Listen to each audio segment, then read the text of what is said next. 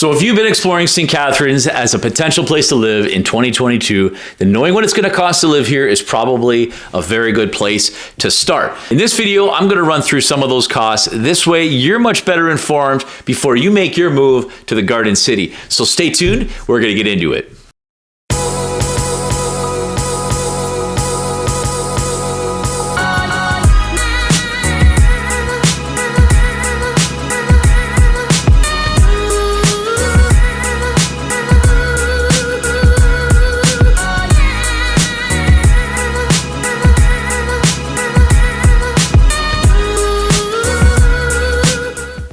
What's up, guys? It's Andrew Kulakowsky here with another video on my Living in Niagara channel. In case you don't know me, I am a local real estate agent with eXp Realty and born and raised right here in the beautiful Niagara region. If you are new here, everything on this channel is all about what it's like living in Niagara, from work, play, eating, and everything else in between. So remember, if you haven't done so yet, make sure to hit like, subscribe, and tap that notification bell so you'll be notified every time I post up a new video on my channel. Not only do I help local residents buy and sell real estate here, I absolutely love helping people relocate from out of town. So if you're thinking of making that move this year and need help learning more about a specific area, neighborhood, or anything else at all about Niagara region, make sure you reach out to me. You can call, you can text, you can DM, whichever you prefer, but I'm here to help and I've got your back when making that move to the Niagara region. To begin, guys, based on a website, numbeo.com, I highly recommend that website. It's a fantastic website and a resource if you're looking at understanding more about the costs of a certain area. The link is in the description below, but based on numbeo.com, St. Catharines right now, for a family of 4, this does not include a mortgage or rent payment, the average cost is $3,677 a month. Now, the first one that I'm going to dive into, and probably one of the most relevant and most important ones, if you have stopped by my channel, is what's it going to cost to buy a house in St. Catharines, or what's it going to cost to rent an apartment or rent a house here in St. Catharines. So based on 2021 data, year end, the average sale price in St. Catharines for a detached home was $680,000. If you're interested more in a semi-detached and your budget aligns more with that, you're looking at around $564,000 for a semi-detached home in St. Catharines. And if you're thinking maybe going into a townhouse or a condo apartment style townhouse, the average last year would have been around $520,000. Now, one thing I really want to highlight, based on this year alone, for the first 4 weeks of January, our prices have gone up by 12 to 15% already. So if you are looking at specific areas and you want to know the most recent and current up-to-date prices, make sure you contact me, because the market is extremely volatile right now. It's moving really, really fast. It's almost hard to keep up with what's going on with prices right now. So I recommend reaching out to me if you want to stay current and up to date on prices. Now, with regards to rental rates right now in St. Catharines, the way I broke it down is I broke it down on a bedroom basis versus any specific type of rental properties. This keeps it kind of simple that way, and it's pretty standard. So for a 1-bedroom right now in St. Catharines, it's going to run you about $1,500 a month. A 2-bedroom, you're looking at about $1,700 a month. And for a 3-bedroom, you're averaging around $2,000 to $2,100 a month. And for a 4-bedroom, most likely going to be a detached home or a larger semi-detached, you're averaging around that $2,500 a month. Now, if you're looking for more of an executive or luxury rental, you're definitely going to be closer to the $3,000 to $3,500 per month, depending on, again, location. But there are some rental properties available in the Niagara and the Lake area and closer to the water that are averaging around that rate. Now, the second thing that I'm going to talk about is property taxes. Now, I get this question a lot from people in the GTA because I do naturally help a lot of people relocate from the GTA. And the first thing that they notice or they ask me is why are our property taxes higher here in the Niagara region than they are in the GTA. Now, I don't have a real detailed answer for you, but based on my understanding and knowledge, I think density has a lot to do with it. The property rates in the GTA are a little bit lower. You're around 0.6% the last time I checked, based on an assessment value, whereas Niagara region right now, or St. Catharines specifically, is 1.4557% of the assessed value. So the rate itself is definitely higher. Now, many may argue that the lifestyle in Niagara is better. Maybe they want a slower pace. They want to be close to all the major amenities, but don't want to deal with traffic, or they want more space or more privacy. So many may argue that the extra jump in property tax costs is well worth it. Now, just to give you some context of what property taxes cost here, I will use my own house as a perfect example. Now, I live in the north end of St. Catharines in the Lakeshore, Lakeport area in a very modest 1,500 square foot multi-level home.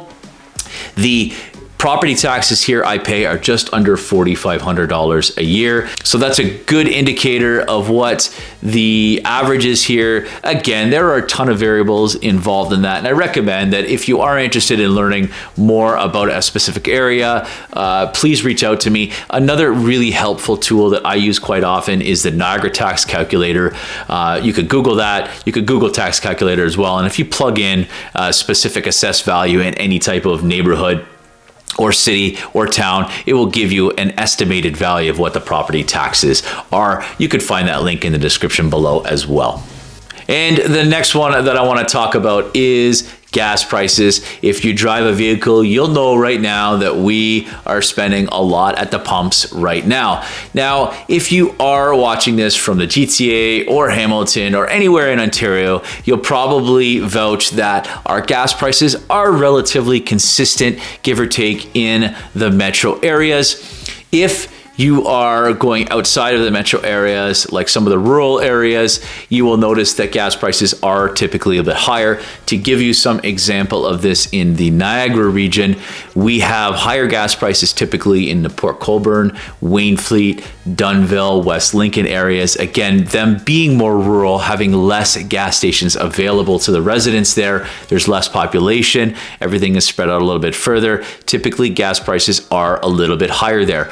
Also, too, in their peak tourism seasons, especially in the summertime, being close to water sports and the lake, typically gas stations will jack up their prices a little bit and take advantage of the increase in population.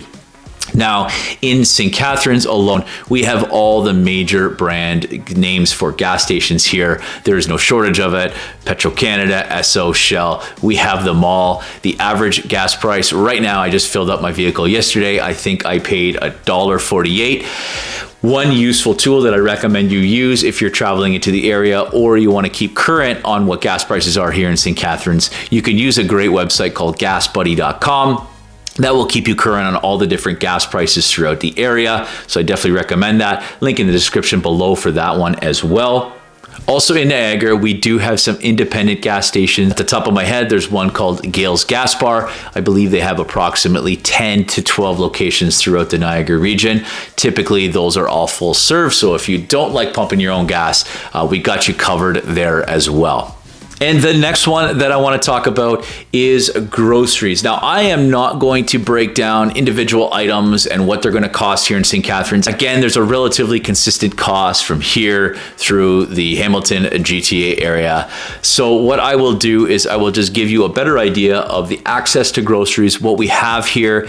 And if you want to know more about individual items, the website I recommend is numbeo.com. It's a fantastic resource if you're looking at comparing what groceries are going to cost here versus the city or town that you live in now. Now, with grocery stores in the St. Catharines area, St. Catharines being the largest city in the Niagara region, we have access to all the major brand grocery stores, from Sobeys to Food Basics, No Frills, Metro, Zehrs. We have them all here. No matter where you're living in St. Catharines, I can almost guarantee you're going to have 2 to 3 options within less than a 2-minute drive to any of the major grocery stores. And if you're someone that likes some of the smaller, more independent specialty stores, we have a lot that offers from that end as well. We have a new Farm Boy that opened up a couple of years ago in the south end. That's always a fan favorite for a lot of people. And if you're looking for more specialty stores, we also have a new one in the area called Empire Foods. That is an Asian specialty grocery store. It's actually being renovated right now. That is opening up on Ontario Street, just south of the QEW. We also have another new one that I noticed come up that's called Ibino. That is a global food grocery store. And then there's other independent, smaller grocery stores that offer organic options, local options as well. So St. Catharines definitely has you covered with regards to grocery stores. There is no shortage of options available to you. And the next one that I want to talk about, if you have kids and you're seeking out a private school option, we have 2 private schools here in St. Catharines. The first one being Ridley College, which is located just outside of the downtown core in an area called Western Hill. Now, Ridley College has elementary right through to the high school level. Based on their website, I just checked, the average tuition cost, including accommodations, is $19,200 annually. The second school that is available as a private option, now this is an elementary school, is Wheatley School, that is located in the north end of the city in the Scott and Bunting area. That one there, again, is an elementary school. The annual tuition there, based on their website, is just a little over $12,000 a year, and that does not include accommodations. And if you're interested in daycare costs, we have many options for daycare and childcare, both public as well as private. The average right now per child is around $867 per month. Well, that is it, guys. I hope that gives you a much better idea of what it's going to cost you living here in the St. Catharines area. Again, I encourage you, if you ever have any questions or want to learn more, or if there's something that I didn't talk about, please don't hesitate to reach out. I'm always here to help. But thank you again for tuning in, guys. I appreciate it, and we will see you all on the next one.